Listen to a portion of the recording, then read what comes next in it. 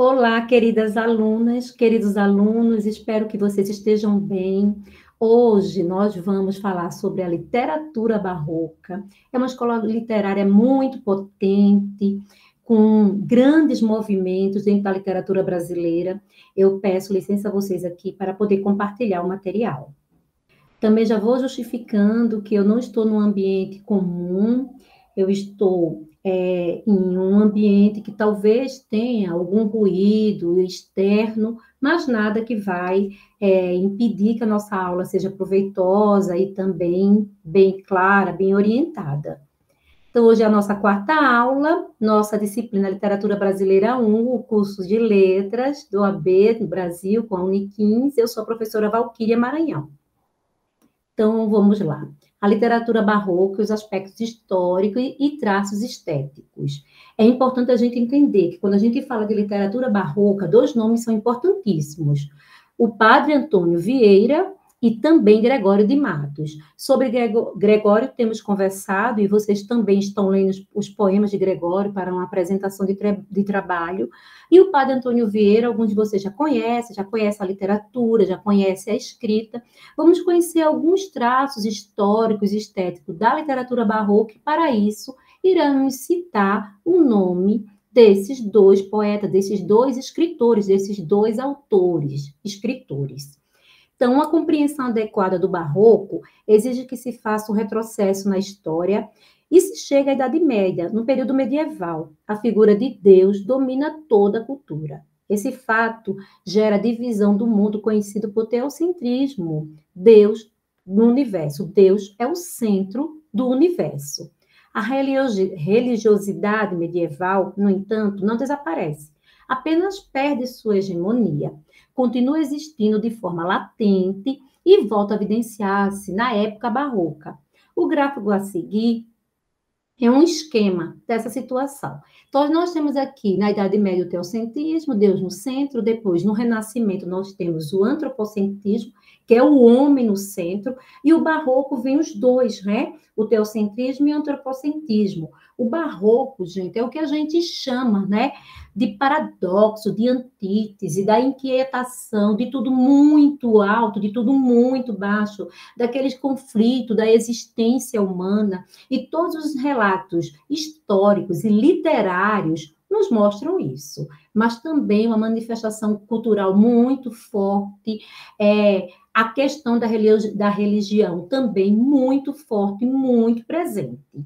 Os avanços das concepções antropocêntricas do mundo são reforçados pela reforma protestante. A igreja reage, surge um movimento denominado Contra-Reforma, basicamente uma tentativa de harmonização das novidades postas pelo Renascimento com a tradição religiosa medieval, para trazer novamente à tona a tradição cristã, relegada a segundo plano pelo Renascimento e pela Reforma Protestante. Então, a Contra-Reforma não é uma causa que determinou o barroco, mas está intimamente relacionada a essa estética.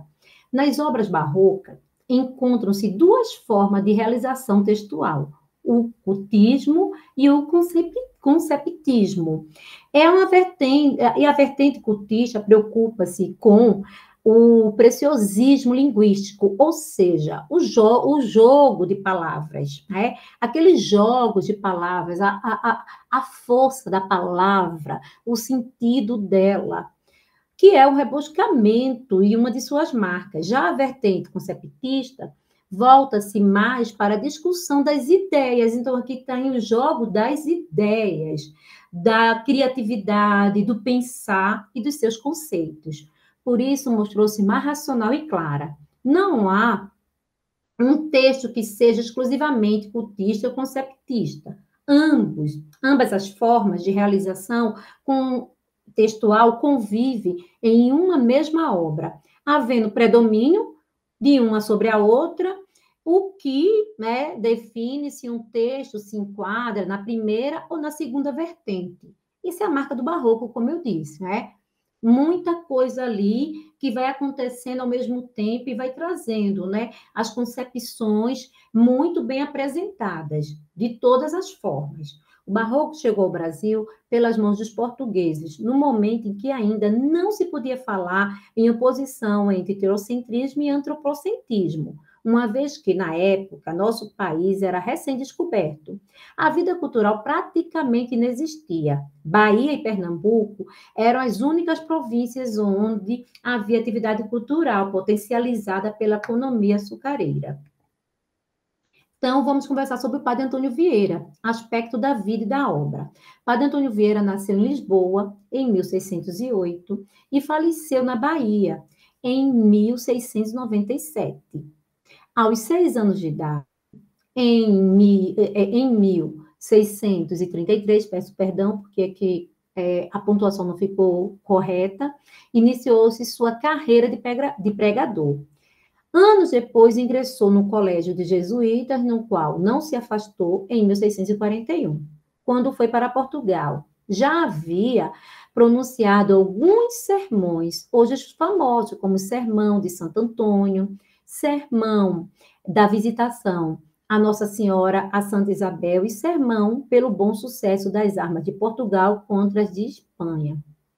Entre ocultismo e conceptismo, Padre Antônio Vieira inclinou-se mais para o segundo, chegando inclusive a fazer um sermão intitulado Sermão da Sexagésima, e é um dos mais conhecidos do Padre Antônio Vieira. Quando fala assim Padre Antônio Vieira, todos remetem ao Sermão da Sexagésima, no qual criticou o ocultismo e orientou a construção do sermão para que a palavra de Deus pudesse ser compreendida e vivenciada. Isso significa que a lógica e a clareza das ideias são fundamentos dos sermões, desde o orador, o que contraria a disposição preciosista dos escritos cultistas.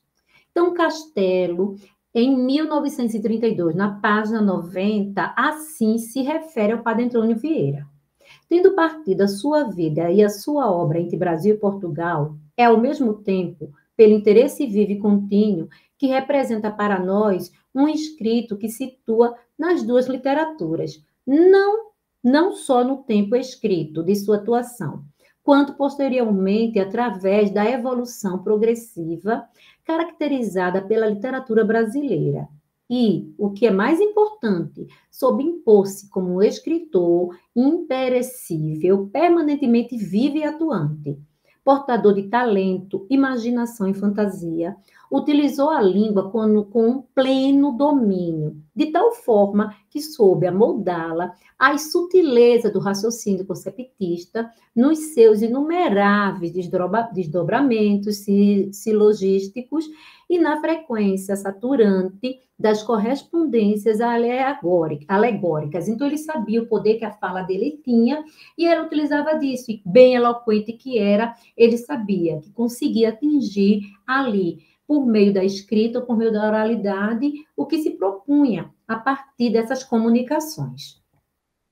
Os temas dos sermões de Padre Antônio Vieira são religiosos, políticos ou sociais e estão sempre relacionados com o presente. A exposição do tema é feita em rigor e a energia. Ele interroga, responde, interpela e suplica, censura e propõe em um processo que culmina na discussão da proposta do sermão. A obra de Padre Antônio Vieira, historicamente considerada, é depoimento, advertência e crítica. Isso é muito interessante, viu? Que vocês entendam. Considerando-a do ponto de vista literário, é uma inestimável conquista da língua e uma sedução que prende e fascina. Vieira foi, sem dúvida, o mais autêntico e fecundo escritor barroco em língua portuguesa. Aqui eu mostro para vocês um site que vocês vão ter acesso a todos esses sermões, inclusive o sermão da Sexagésima. E eu peço que vocês, eu sugiro e peço que vocês leiam. Quem já leu também faça de novo essa leitura, porque vai ser bom relembrar e reler agora com mais maturidade, com mais clareza, certamente você vai entender e vai também provocar saberes outros.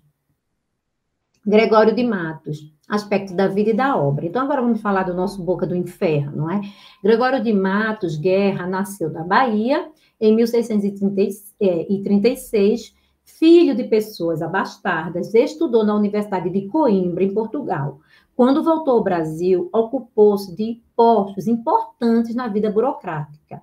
Sua veia satírica e sua vida desregradas levaram-no à demissão e ao desterro, né, para Angola. Aí, ao retornar do exílio, ele não pôde mais fixar-se na Bahia, justamente por causa dessa vida desregrada que ele tinha e que fez com que ele saísse, né, do país. Assim, ele mudou-se para Recife, onde morreu em 1996. Na obra poética de Gregório de Matos é vasta, desigual e, às vezes, de autonomia duvidosa, mas pode ser dividida em duas matrizes básicas, lírica e satírica. A lírica, por sua vez, divide-se em religiosa e amorosa. Gregório de Matos, lírico amoroso, se define pelo erotismo, por meio do qual revela sua sensualidade, ora grosseira, ora de fineza rara. O fundamento de sua visão do amor é religiosidade.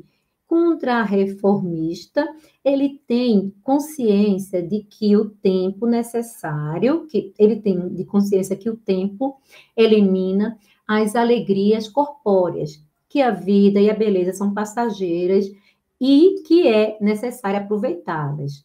Trata-se de uma referência direta à transitoriedade das coisas, exemplificada num soneto dedicado a Maria dos Povos, inspirado pelo poema espanhol de Góngora. Vejamos essas características no poema. Então, é importante a gente saber que mesmo aqui dentro do Barroco, é importante a gente relembrar que mesmo aqui dentro do Barroco, nós tínhamos também, gente, algumas características ali do romantismo, ainda de tentar encobrir as coisas. E, por sua vez, né, Gregório vem com essa poesia nua e crua, por assim dizer, trazendo esse aspecto da realidade. Então, por isso, ele causava inquietação social.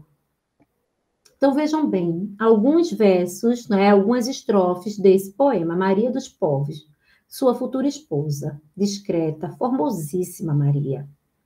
Enquanto estamos vendo, a qualquer hora, em tuas faces a rosa aurora, em teus olhos e boca o sol e o dia, enquanto com gentil descortesia o ar que fresco a donos te namora, te espalha, a rica trança voadora. Da madeira que mais primes te envia, goza, goza de flor da mocidade, que o tempo troca a toda ligeireza e imprime a cada flor sua pisada. Oh, não guardas que a madura idade te converta essa flor, essa beleza, em terras em cinza, em pó, em sombra, em nada. É chocante, mas é real, não é, gente?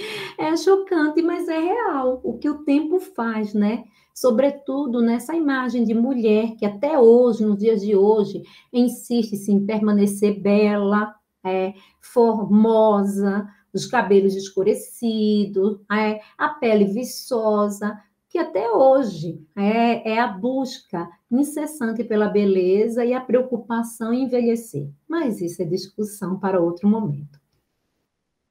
O poema em questão faz referência à transitoriedade da vida, da beleza, de todas as coisas. A consciência da transitoriedade da vida e das coisas terrenas encontra-se também no soneto A Instabilidade das Coisas do Mundo, exposto a seguir.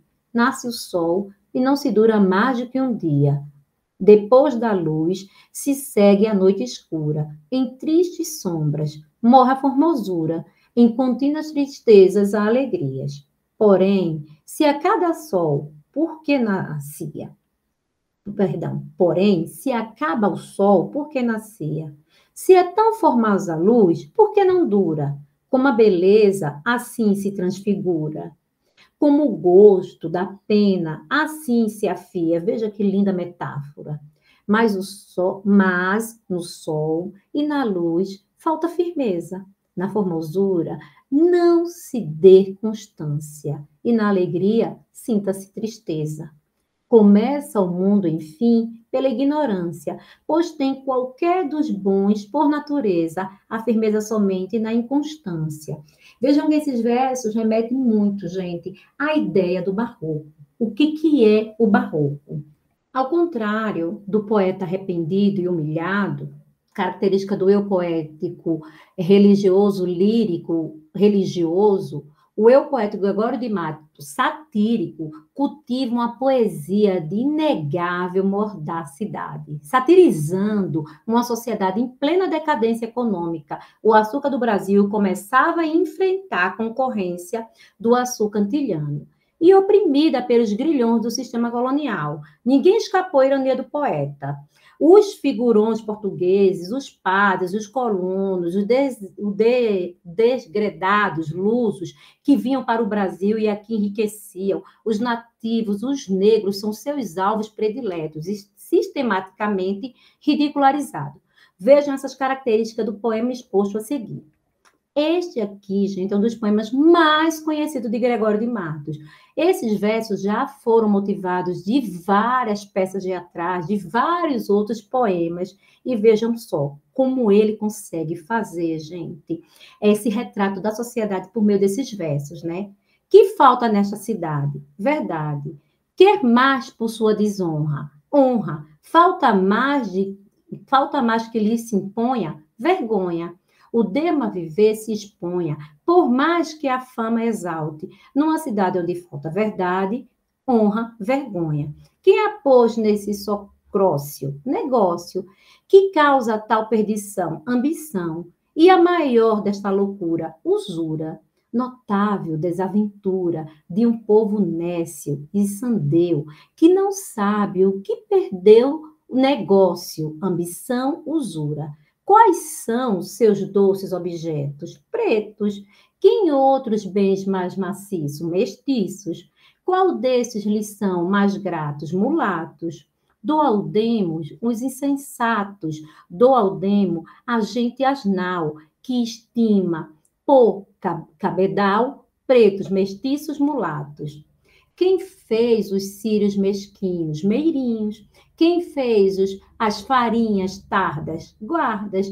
Quem as tem nos aposentos? Sargentos. E os círios lá vêm aos assentos, e a terra fica esfaimando, porque os vão atravessando meirinhos, guardas, sargentos. E que justiça a resguarda? Bastarda, é grátis, distribuída, vendida, de que tem, que a todo sustenta, dos que tem, que a todo assusta, injusta. Vale-nos Deus, a que custa que eu, rei, nos dê de graça, que anda a justiça na praça, bastarda, vendida, injusta. A Câmara não acode? Não pode, pois não tem todo o poder, não quer. O governo a convence, não vence. Quem haverá de tal pense, que a Câmara não tão nobre, por ver-se mísera e pobre, não pode, não quer, não vence. Nesse poema, a sátira acompanha todo ele. Todo ele. E aqui eu mostro para vocês um site que vocês podem ler esses poemas, e eu sugiro que façam isso, embora também tenha aquele material, para que vocês tenham ainda mais intimidade com a poesia de Gregório. Toda a forma de Gregório de Matos deve-se à sua poesia satírica, associada ao poeta boêmio, desregrado, frustrado, cheio de revoltas, que foi o Vate baiano. Os contrastes entre a obra lírica e a satírica revigoram o barroco em Gregório de Matos. Entretanto, é na poesia lírica religiosa e amorosa que ele se revela mais autenticamente poeta barroco. As razões desse fato são os sentimentos que manifesta os processos técnicos e expressivos de que se utiliza para expressar esses sentimentos. Aqui eu sugiro para vocês um filme muito interessante, A Palavra Utopia, de Manuel de Oliveira, que apresenta a vida do padre Antônio Vieira, entre as fases juventude, adulta e a velhice. E é um cenário lindo, gente, é uma imagem linda desse filme. Eu sugiro que vocês assistam, porque por meio deles vocês vão conseguir entender, né, como o dramaturgo brasileiro Antônio José da Silva, perseguido, né, pela Aquisição, foi morto ali na fogueira em 1739, tá? Aqui são as nossas referências. Bons estudos e até a próxima aula.